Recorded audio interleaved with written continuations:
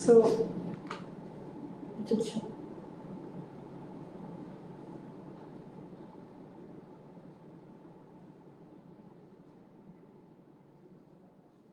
good evening all. So, I'm Dr. Poochita from JR in the Department of Pulmonology at Aster CMI Hospital. We are all well aware that tobacco smoking does to us. According to WHO, tobacco kills more than 8 million people around the world each year. So, here we are live here at Aster CMI Hospital. We will be talking about how tobacco affects your lung and leads to cancer. So this is with us Dr. Sunil Kumar, lead senior consultant, interventional pulmonologist at Aster CMI and Aster RV Hospital. Here we are here to talk about the importance of No Tobacco Day. So, sir, here you go. Thanks, Pujita, for setting up a stage for one of the challenging aspects of smoking and its ill effects onto the health. Actually, I think WHO comes up with each and every year with the theme that way back in 2018 we came up with the smoking and heart disease. Stressing about the point that actually like burden of heart disease related to smoking was too humongous. Then followed by people started recognizing that COPD and even ILD comes up in the picture with the pulmonology arena. Way back in 2019 we changed the theme to tobacco and lung health. Now, after all the stuff, actually, we went in with one more revision of all the things in 2020, where in the midst of COVID, also adding on to this, came up with a strong quotation, actually, I think, which we have never seen in the WHO arena, where criticizing to the level of max, where by coming up with a theme called preventing youth from industry manipulation. It's a loaded word, actually. Probably sensing that the importance and the gravity of each and everything which has to be stressed on industry manipulation, which is a strong statement, has to be taken because of the amount of damage which has been incurred into the smoking arena, has to be clearly branded. And also preventing youth from tobacco and nicotine use was a strong quotation which came up for this 2020. To sum it up and reiterate at this, what is the theme for no tobacco in 2020? Protecting youth from industry manipulation and preventing them from tobacco and nicotine use. So, sir, here we are having few questions from our viewers. So, starting with which type of lung cancer is caused by smoking? Yeah, basically the question streamlines to the possibility that lung cancer is one of the major killer disease in male and second most common from the female. Now, initially we thought what are the causes? I think probably when you go back to 1920s and 50s, the literature was bombarded with what is the implication of a smoking related causing of lung cancer. But somehow the marketing strategy and the importance given for smoking cessation was not up to that mark actually. And the repercussion of that is what we are facing right now with the humongous burden of lung cancer coming up in the picture. No doubt lung cancer is one of the most common, but unfortunately one of the deadest thing is that it moves very fast. When it comes to histopathology, the most common cause for lung cancer was squamous cell carcinoma in India were concerned. As couple of years, which was most common in a Western population was adenocarcinoma. Now slowly we are catching up with that, where now squamous we are changing into adenocarcinoma. When we dissected the data in terms of what are the reasons could be the change in this histological shift actually. Now previously we used to see that which is smoking trends. Initially people used to smoke BD, where squamous cell carcinoma was most common. Then the upward version of smoking of cigarettes. Now in the smoking also, because of the ill effects which has been depicted in the literature, where the company got also smarter well introducing the filters so that the toxic chemicals to the tune of 70 carcinogen can be reduced with use of a filter. That was a lay excuse which they came up with actually. But in spite of using the filters, now the squamous was turned into more of a adenocarcinoma. Right now, in Indian concept, most common stick to most of adenocarcinoma as a primary histopathology when it comes to lung cancer. Because adenocarcinoma generated to involve peripheries. As we see that filters have been used, filters generally take a strong puff so that the puff which has to be delivered into periphery to have this sort of a chronic inflammatory changes setting in, which trigger into a mutation level where that can predispose for a lung cancer development at the cellular level. Okay.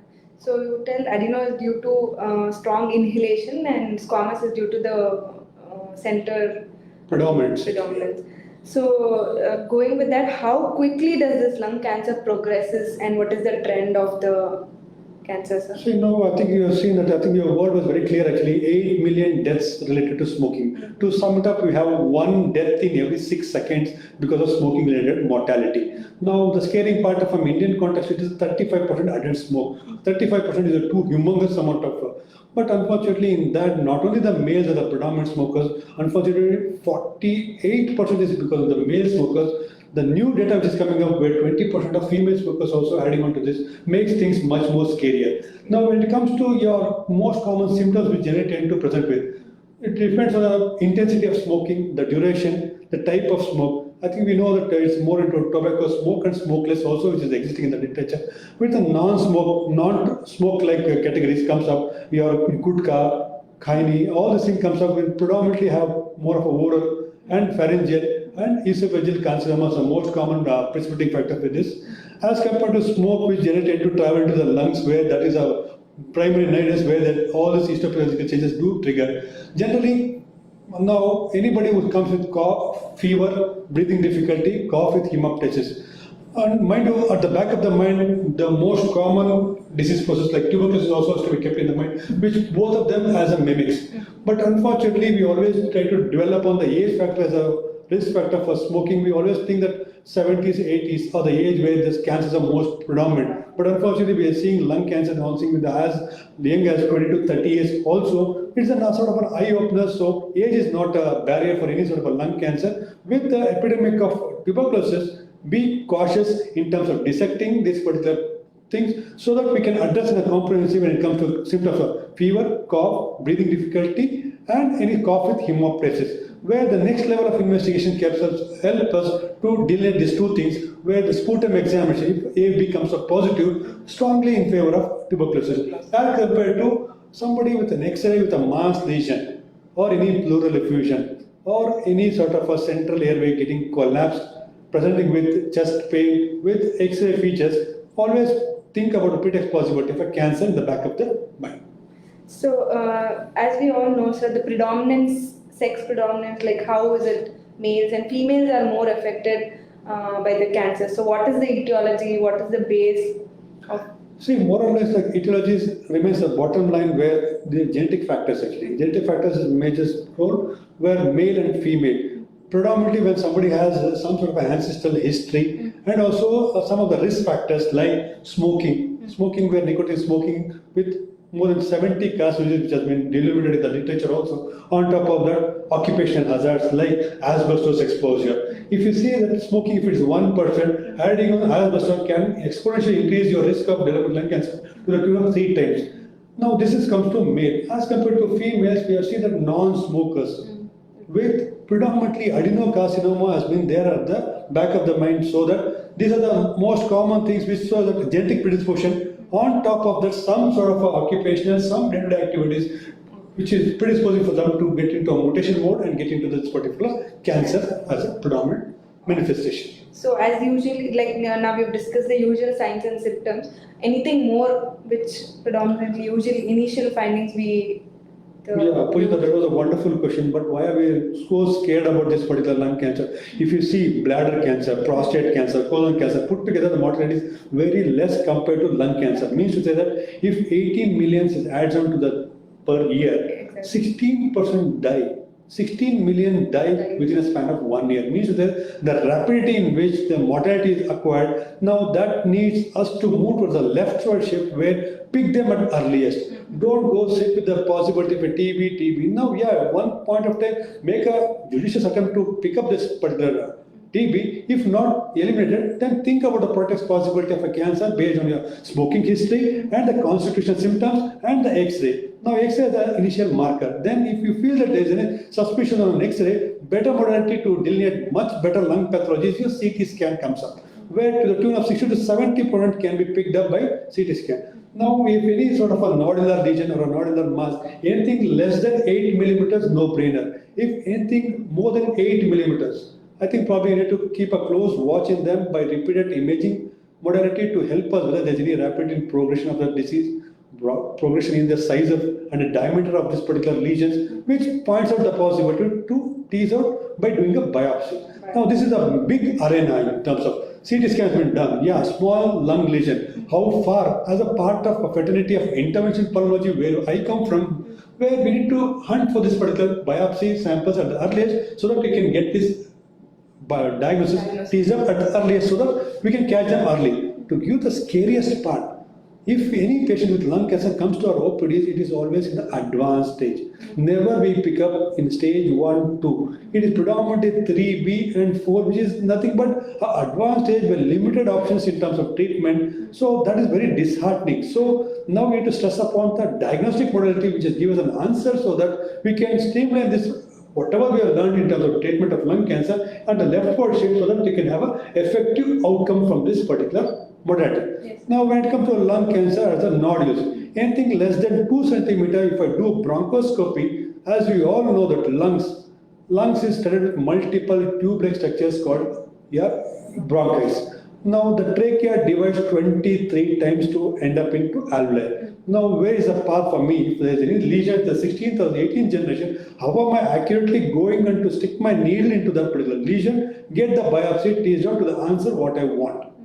Now, to bail us out, we do what's called the bronchoscopy, transbronchial lung biopsy. Unfortunately, if it is less than 2 centimeters, yield drops to 40 to 50%.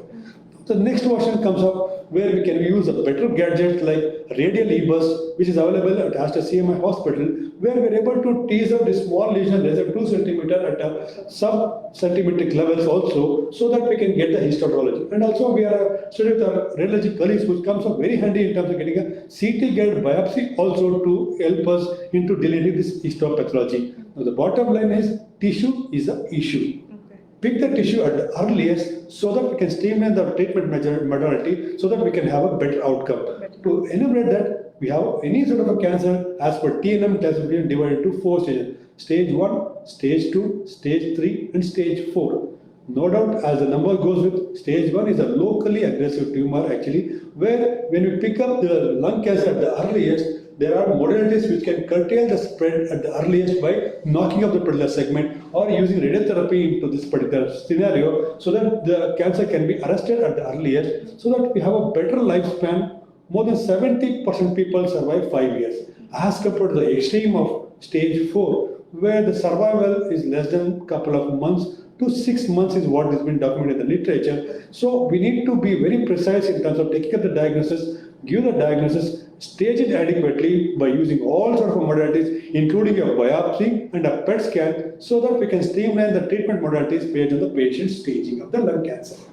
So, sir, how do you want to educate the patient? Like initially, what are the symptoms the patients have to look for? And so you just told the patients are going to land up in your OPD with the advanced stage. So what are you going to educate them to? See, now the bottom crux of whatever discussion what we are doing as of now is smoking is one of the menace which can be curtailed, which is one of the preventable condition. Mind you, it's a preventable condition. I think if you can take care of this in a very serious way, where we go into speaking about the primary prevention. If you go with the primordial prevention, where training up a good habits, and not getting into the mode of smoking, which is one of the risk factor. Once you have a genetic predisposition, you'll have a slightly more chance of triggering this particular lung cancer. So primary prevention, healthy habits, avoid from smoking. I think this is the bottom line, which is loud and clear. And anybody with a smoking history, as a screening modalities, doing a low dose CT comes up handy. But unfortunately, being a tuberculosis endemic area, should be,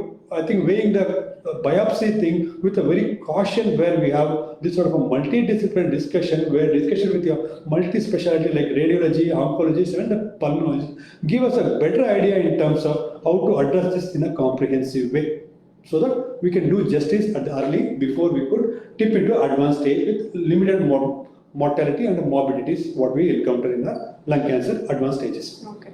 So, like as you know, the era COVID-19. So there are a lot of questions like, are smokers at high risk for the COVID-19 infection? Like how the moderate risk factors patients are at risk.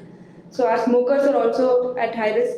Yes, definitely. No, the thing is, when it comes to WHO, is the wording is not out yet in terms of strongly saying that whether the smoking and the COVID, there's any one-to-one direct correlation. But n number of studies in the literature has documented that where somebody with smoking will have 1.9% of increased tendency to develop COVID. Now, for that, I think there are many of the postulated theories which has come up. As we know that the entry point of the cells, the ACE2, that is the receptor which is a signal which is needed for the COVID to enter the cell. By smoking, there are a few postulated theories in most of the papers where they show that they potentiate the ACE2 receptors on the cell so that that would be the easy entry point of the smoker, vulnerable patient to develop this COVID. That is the postulated theory which has been there. Apart from smoking, definitely it's one of the predisposition for structural lung disease. Structural lung disease is always a nidus for any of the chronic issues, like your infection also is one of the such component which has an exponential increase in this particular subset of patients. Yes, sir.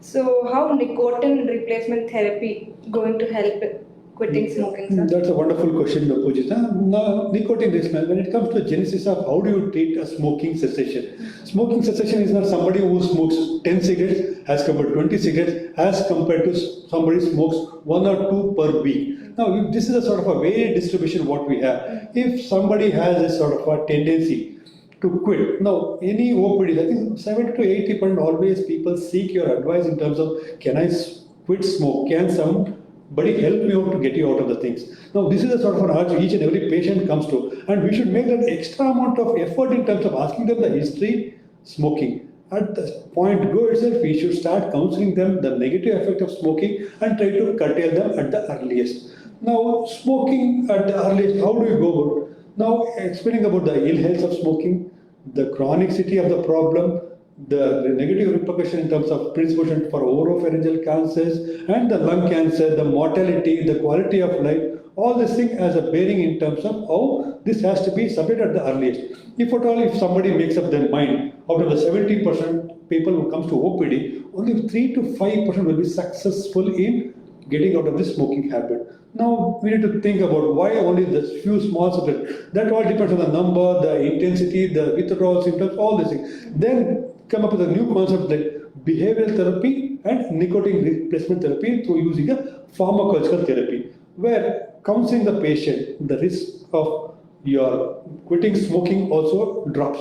Now, invariably, 30% will be having a tendency to quit smoking in the 70% who is ready to quit by combination of willpower in terms of taking them to ill effects of smoking and also enumerating about the behavioral therapy where that can increase your lifespan, at the same time increase the quality of life, increase your lung functioning capacity. Now, with adding nicotine replacement therapy with a pharmacological agent, the success can go up to 60 to 70% where proper due diligence in terms of explaining what are the ill effects. Second, your behavioral therapy in terms of adequate counseling, adequate information, and nicotine replacement therapy in terms of pharmacological therapy, the success goes up to 60 to 70%. Now, 60 to 70% means probably we need to spend time. What are the nicotine replacement? What is the need for the nicotine replacement? Now, anybody who is addicted to nicotine, probably they have this sort of a withdrawal effect once you stop smoking. The withdrawal effect can be because of low level of nicotine where the dopamine which is secreted at the cerebral level, where the reward center will be snubbed actually, where patient tend to go for a craving where the urge for the smoking goes up. I think mind you, it's only for 3 to 5 minutes. If you're able to get through with the distraction measures, probably we can get away. But because of the chronicity, we may not. So to curtail this sort of a craving effects, we come up with nicotine replacement like nicotine gums, spray, lozenges, and vernacular and buprenorphine. These are the pharmacological agent which comes up. The main intention of this particular nicotine gum, lozenges, and all this patches is to tide over this withdrawal effect so that the patient will get away from the withdrawal effects so that the quitting can be successful. And for this, I think you need to consult your physician who will be in a position to guide you through the whole process in a very comprehensive way so that it will not be psychologically burdened onto you in terms of getting out this. So, like as you told, sir, this nicotine helps us. What are the how does nicotine affect? How does it acts in quitting the? See, nicotine is a chemical which I think is a major thing which is contributing for your withdrawal effects because it has developing a tendency to depend somebody on because you need that kick actually. Now, smokers generally prescribe in their own colloquial language basically the kick where nicotine gives it actually. Now, when this sort of a subset level of nicotine has been there in the body, suddenly you drop the nicotines actually, then the withdrawal symptoms affect. Now, why this withdrawal affect? Because once you smoke, the nicotine which is there in the blood, which reaches the blood within a couple of seconds, rapidity in which we spreads will give that sort of a gratification, nullify the effect of withdrawal effects or craving effects. Now, patient, when is somebody used to this sort of a modality of treatment, somebody with pads, gums, it takes time actually. When it comes to a few seconds, it may take a couple of minutes for the pads, gum, and the lozenges to act. So, to bail out that needs a lot of counseling, the enforcement of a proper adequate counseling in terms of ill effects, and how to come out with a comprehensive hand-in-hand discussion with the patient. So, what do you have to tell about this quit smoking and smoking cessation of smoking? See now, if we have this sort of these are two theories which comes up. Whether can we cut down the smoking? If for somebody is smoking 20 cigarettes, can we cut down gradually? Now that's also one more school of thought actually. There's nothing called clear-cut verdict onto which is beneficial, which is more superior to the other one. Ideally, at some point of time, if somebody is motivated to quit at one go is always desirable. With tackling if there is sort of a craving or withdrawal effects with a proper adequate counseling and pharmacological agent. When it comes to a gradual quitting also, that also is a laborious lengthy process where you cut down at least for a couple of weeks by 50% of your smoke and next another 50% by another couple of weeks. So within a span of 2 to 3 weeks, you should be in a position to come down to a minimal of the minimum and take on the replacement therapy to bail you out from the withdrawal effects. So the both is a good option. Yes. Quitting at one point and cessation slowly. Yes. So how is this initiation of smoking by the youths? How do we have to tackle that? I think this is one of the billion-dollar question. Why I think WHO is sensing very seriously on these aspects of industry manipulation. How is it the youth? Because somebody starts smoking at 50 or 60 years of age doesn't carry much of a negative impact because the lifespan also decreases over a period of time as compared to youth. Within the age of 13 to 15 years, it is disheartening to say that at least 4 to 5% of Indian population within 13 to 15 years are smokers. Now, I think there is a future which is far bright ahead, trying to welcome this in a very comprehensive, but unfortunately, when I succumb to the smoking at the earliest, now what are the initiation points, why they are getting vulnerable? One, peer pressures. Now, with this school attitudes of people mingling actually, well, there is always strong marketing where glorifying the things. And initially, back in 2008, where they had completely taken away branding of this particular television ads on smoking. That was a good move, but unfortunately, in movies where we see a strong lobby, which will be a strong provocation, where any actors or heroes, which will be always a role model in their lifetime, actually, invariably they catch up this sort of a habit of smoking for the peer pressures. At the same time, family. Anybody smokes in the family, there's always a tendency for the subsequent siblings also to carry on the same thing, slightly more risk as compared to others. And also when you start smoking, initially 1 or 2, it never culture. But unfortunately, nicotine has a strong craving where that nicotine dependence, maybe a couple of weeks after 1 or 2 cigarettes, there's always an urge to get into a dependency mode that also keeps more occupied with this. And also flavored products, different products, flavoring actually, like all citrus, fruit products, which are all tempting for any young generation to try it out actually. And also the fancy word of e-cigarettes or vaping. This is also coming with different flavors actually. Unfortunately, this is one of the used as a nicotine replacement, but there are data which says that there is also a predisposition for lung cancer, maybe less as compared to a smoke direct actually, but e-cigarettes is also equally harmful when it comes to cigarette product. And also any previous level of experimentation, like any pleasure effects, because of peer pressure. Experimentation is a way how I think the young curious mind is always trying to explore new things, where if it is not guided in the right direction actually, get into this mode. And also any person with a poor scholastic performance actually, with depression, all these things are a vulnerable point to catch up these particular things as to bail out their immediate sort of a stress from their day-to-day activities.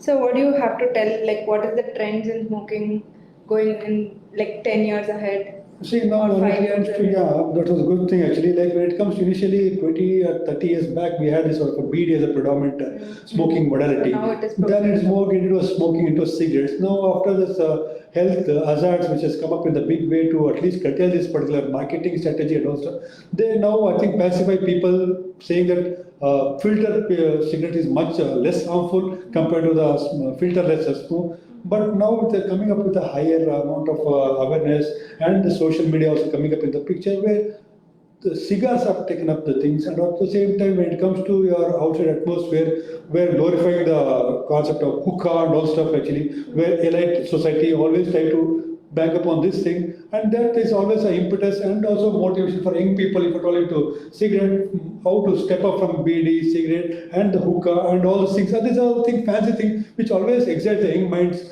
And think this is not a rule of thing where it's not an exception for young minds to think and explore the new options. Sir, I just saw a question like, what is the difference between smoking and chewing tobacco? Smoking tobacco and chewing tobacco. See, that's what I The told you. effects. Yeah, smoking, I think I told you the smoking is nothing but whatever the thing which under the heat, the nicotine or whatever the polycarbonate, because when you have burn any organic substance like paper or a leaf, what we use for manufacturing of a BD or a cigarette, and a paper with some sort of a tobacco into this thing actually, under the heat they liberate humongous amount, more than 5,000 chemicals which has been documented. Out of them, unfortunately, 70% are carcinogenic actually. Now, this invariably goes into your lungs with each and every inspiration, deep inspiration, what you take, and predispose for them to develop any sort of changes in the airways, starting from a chronic bronchitis to the lung cancer, in between the COPD, which comes up in the picture, to cause damages. At the same time, any smoking related habit can cause a defect from head to toe, because predominantly the vasculopathy is the one thing which has been extensively talked about, arteriosclerosis. Invariably, the endothelial damage which try to decrease the girth of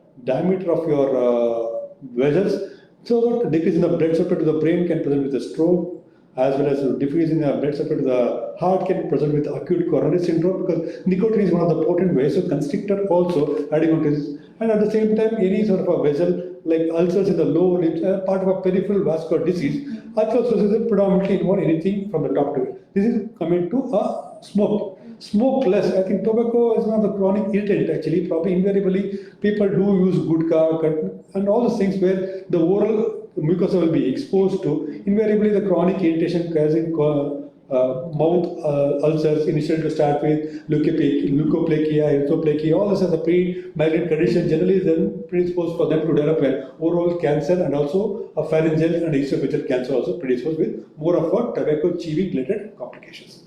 Yeah, sir, that was a pretty quick session. So that's a wrap now. Thank you so much, sir, for the information provided. Yeah. Thanks, Dr. Pujita. And I would like to end this thing by telling that protecting youth from industrial manufacture is the key note, and preventing them from tobacco and nicotine use is the need of the hour actually. I would like to urge and request all the young colleagues, and also proper adequate parenting has to be there to guide them at each and every process actually. So they are the future of India. It's our bold responsibility to take them in a comprehensive way, in a right way, so that they have a better future and a better future of a developing country like India. Thank you so much, sir. Thank you, Pujita.